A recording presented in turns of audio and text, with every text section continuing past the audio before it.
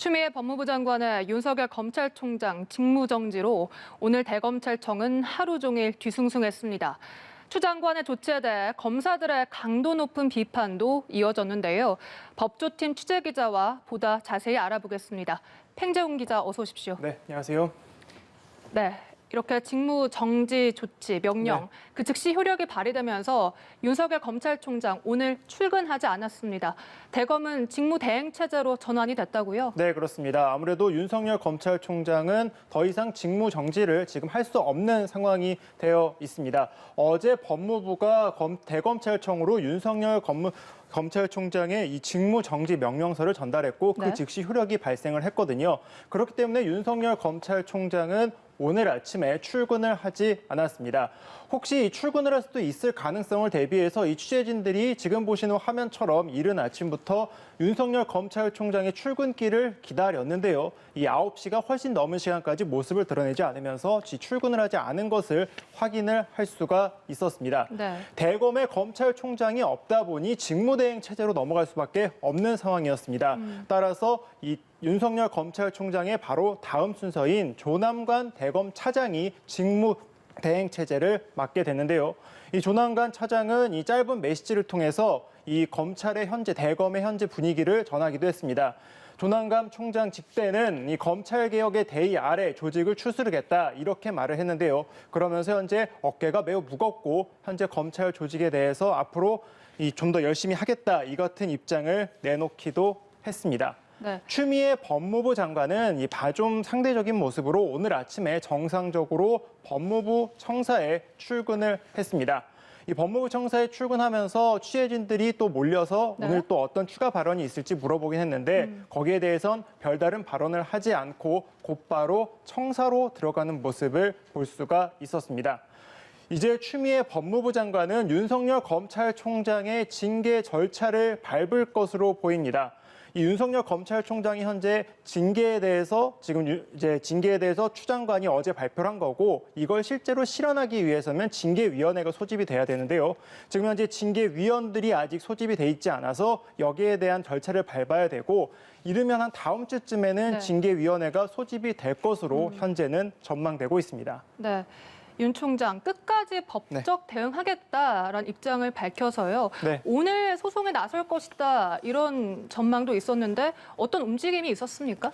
이제 그 부분도 굉장히 관심 사안이었습니다. 어제 윤석열 검찰총장은 추미애 장관의 브리핑 이후에 법적 대응에 나서겠다 이 같은 입장을 짤막하게 밝혔는데요.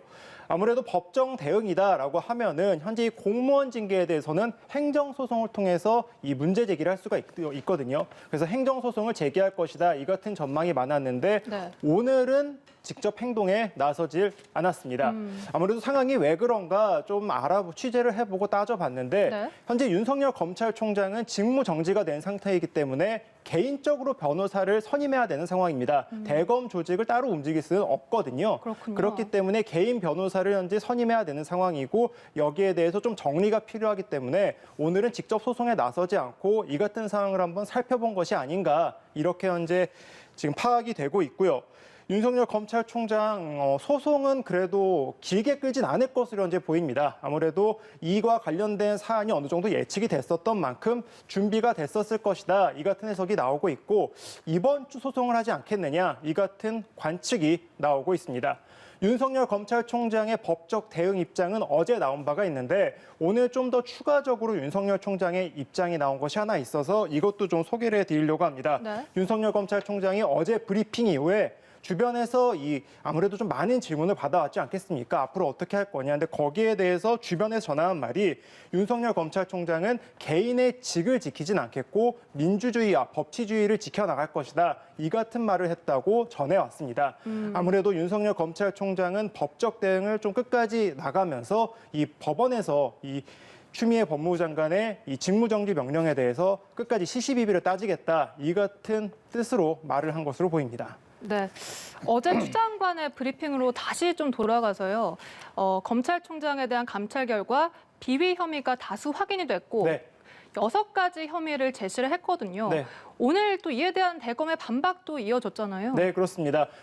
추미애 법무부 장관이 어제 윤석열 검찰총장의 직무 정지 명령을 내리면서 다수의 혐의가 발견이 됐다, 이렇게 이야기를 했고 6가지 혐의를 조목조목 이야기를 했습니다.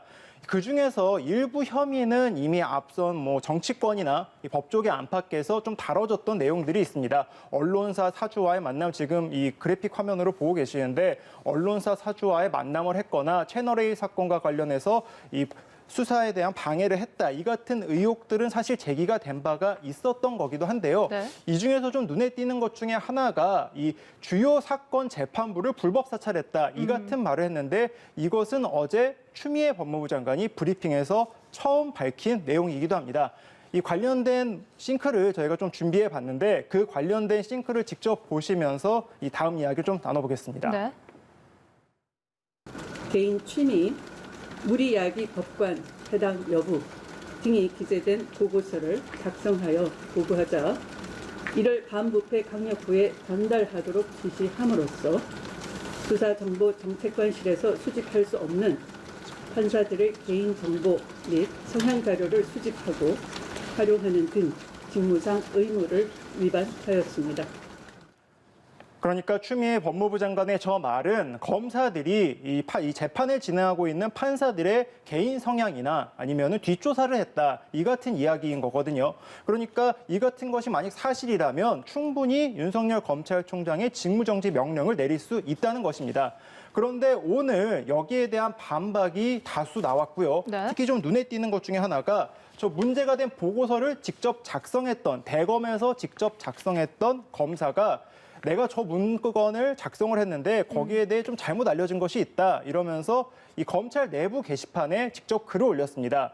이 성상우 고양지청 형사 2부장인데요. 지난 2월에 대검에서 수사본부 2과 담당관이 수사정보 2 담당관이기도 했습니다. 그러니까 이 보고서를 직접 작성한 당사자다, 이렇게 얘기를 했는데 그 내용을 보면은 뒷조사를 한 적은 없고 관련된 정보를 수집한 것은 있지만 인터넷이나 기사같이 공개된 정보들을 작성을 해서 보고서를 했을 뿐이다. 뒷조사는 없었다. 그리고 이 같은 조사는 검사들이 재판에서 공소사실을 유지하기 위해서 일상적으로 해오던 업무다, 이렇게 반박을 했습니다.